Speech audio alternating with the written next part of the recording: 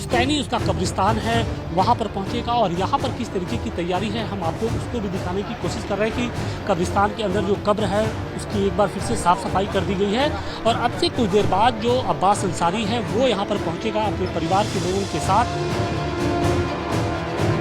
मुख्तार अंसारी के इंतकाल के बाद अब तो उनका सबसे बड़ा बेटा है अब्बास अंसारी, वो पहली बार आज गाजीपुर पहुंचा है और उसका जो काफिला है वो इस वक्त मोहम्मदाबाद पहुंच चुका है। देखिए हम आपको काफिले की तस्वीरें दिखा रहे हैं कि इसी वैन में मुख्तार अंसारी का जो बड़ा बेटा है अब्बास अंसारी वो पहुंचा है।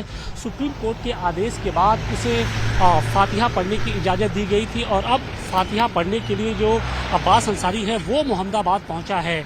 कासगंज जेल से उसे आज सुबह गाजीपुर लाया गया था और उसे बैरक नंबर 10 में रखा गया था और इसके बाद शाम दोपहर लगभग 4 बजे के आसपास उसे यहाँ पर लाया गया है।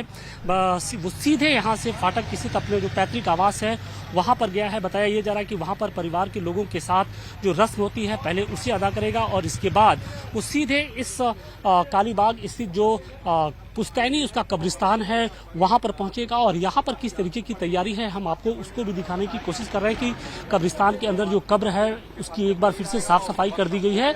और अब से कुछ देर बाद जो अब्बास अंसारी है वो यहाँ पर पहुँचेगा अपने परिवार के लोगों के साथ और जो फातिहा होगा वो पढ़ेगा। चूँकि अब्बास अंसारी जो मुख्तार अंसारी का जो जनाजा था उसमें शामिल नहीं हो पाया था और इसके लिए उसने बाकायदे सुप्रीम कोर्ट में एक याचिका दाखिल की थी और इस बात की अनुमति मांगी थी कि उसे अपने पिता के जो कब्र पर फातिहा पढ़ने की इजाज़त दी जाए। सुनवाई के बाद सुप्रीम कोर्ट ने बाकायदे उत्तर प्रदेश सरकार को ये कहा कि अब्बास अंसारी को गाजीपुर ले जाया जाए और पूरी सुरक्षा मुहैया कराई जाए ताकि वो गाजीपुर जाए और अपने पैतृक जो कब्रिस्तान है वहाँ पर अपने पिता की कब्र पर फातिहा पढ़ सके।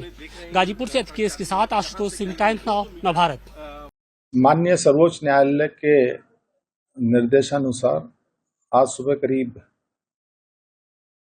8:57 पे बंदी अब्बास अंसारी जिला जेल गाजीपुर में दाखिल हुआ। जो आज का कार्यक्रम है वो दिन में कुछ दुआ ख्वानी और उसके बाद शाम को मगरिब की नमाज और फातिहे का है। तो उसमें जो माननीय सर्वोच्च न्यायालय के निर्देश है उसके अनुसार उसका अनुपालन अक्षर से कराते हुए उसमें प्रतिभाग पुलिस कस्टडी में करेगा।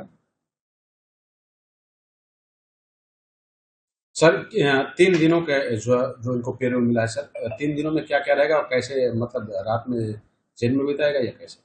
हाँ, उसके बाद ये निर्देश है कि आज 10 तारीख में जो भी कार्यक्रम होंगे उसके बाद इन्हें जिला जेल गाजीपुर में रखा जाएगा।